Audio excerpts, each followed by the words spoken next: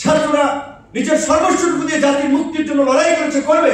আগামী বাংলাদেশ বিনির্মাণের ছাত্রদের উপরে, তরুণদের উপরে মানুষ ভরসা রাখবে। কিন্তু সেই ছাত্র নেতারা, ছাত্র নেতৃবৃন্দ আজকে কলঙ্কিত ইতিহাস রচনা করছেন। এই যে যদি চলতে থাকে তাহলে তরুণদের রাজনৈতিক ভবিষ্যৎ অন্ধকার। অবশ্যই এইগুলিকে তরুণ, সমগ্র তরুণদের প্রতিনিধিত্ব করেন। এই বিষয়ে আমাদেরকে পরিষ্কারভাবে মানুষের সামনে আমাদের অবস্থান ব্যাখ্যা তুলে ধরতে হবে। শেখ হাসিনার সময়ও আল রাজি কমপ্লেক্সের চিপায় অফিস নিয়েছিলাম, পতনের পরেও কিন্তু এখন আল রাজিতে আছি।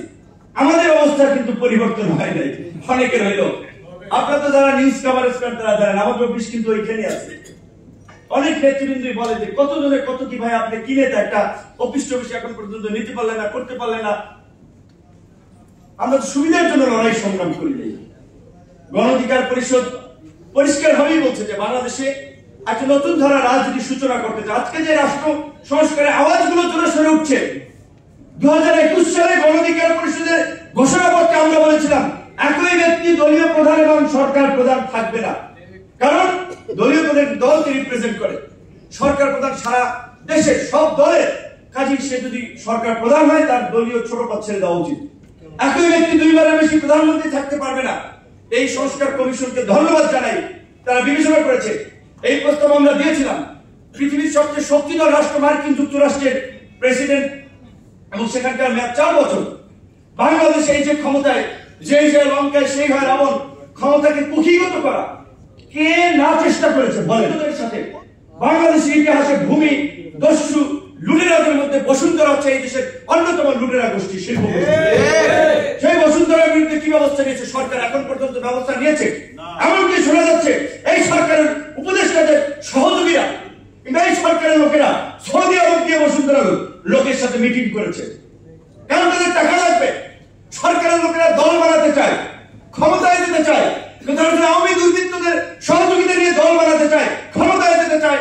আওয়ামী দুর্বৃত্তদের অর্থ সম্পদের যদি তাদের নেতাকর্মীদেরকে দিয়ে সেভ করাতে চায়, সেটি খুব পরিণতি ভালো হবে না। আন্দোলন আমরাও করেছি, লড়াই আমরাও করেছি। এই গণ অধিকার পরিষদ হতে পারে একটি ছোট্ট সংগঠন, সারা বাংলাদেশে আনাচে কানাচে গণ অধিকার পরিষদের বার্তা পৌঁছে গেছে। লড়াই সংগ্রামের মধ্য দিয়ে গণ অধিকার পরিষদ তৈরি হয়েছে। আমরা গর্ব করে বলতে পারি বয়স রাজনৈতিক দলের অল্প হতে পারে, কিন্তু বাংলাদেশের ইতিহাসে গণ অধিকার পরিষদ একমাত্র রাজনৈতিক দল যারা ধারাবাহিক লড়াই সংগ্রামের মধ্য দিয়ে সতের বিপরীতে রাজনৈতিক দল হিসেবে নিজেদেরকে উত্থাপন করেছে, তৈরি করেছে, জনগণের সামনে উপস্থাপন করেছে।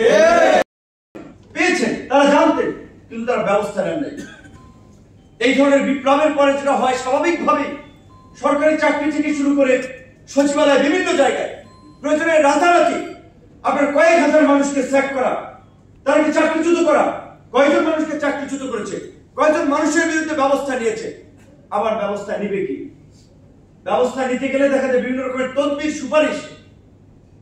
আমরা যারা ফ্যাসিবাদের বিরুদ্ধে কথা বলছি, আওয়ামী দুঃশাসনের অবসানের বিরুদ্ধে লড়াই করেছি, আওয়ামী লীগকে নিষিদ্ধের কথা বলছি, তারাই তলে তলে দল ভারী করার জন্য আওয়ামী লীগের লোকজন নিচ্ছি। এই আওয়ামী লুটেরা তন্ত্রের সহযোগী মাফিয়া এবং দুর্বৃত্তদেরকে সহযোগিতা করছি, পৃষ্ঠপোষকতা করছি। এসালম নিয়ে খুব আলোচনা হচ্ছে বাংলাদেশে। এসালমের সম্পত্তি প্রয়োগ করার নির্দেশ দেওয়া হচ্ছে, এসালমের বিরুদ্ধে ব্যবস্থা গ্রহণ করা হচ্ছে। এসালম বাংলাদেশের নাগরিকত্ব ত্যাগ করেছে, সিঙ্গাপুরের নাগরিকত্ব গ্রহণ করেছে। এখন তিনি বাংলাদেশে ফরেন ইনভেস্টর। তার নিরাপত্তা, তার সম্পত্তির নিরাপত্তা, তার ব্যবসা বাণিজ্যের জন্য বাংলাদেশ সরকার লায়াবল থাকবে। আবার বাংলাদেশ সরকারই তাকে এইখানে থাকার পার্মানেন্ট রেসিডেন্স গ্রান্ট করেছে। একদিকে তিনি বাংলাদেশ থেকে, ব্যাংক থেকে এই দেশের জনগণের লক্ষ লক্ষ কোটি টাকা লোপাট করে সিঙ্গাপুর, সাইপ্রাস, মালয়েশিয়া বিভিন্ন দেশে পাচার করেছে।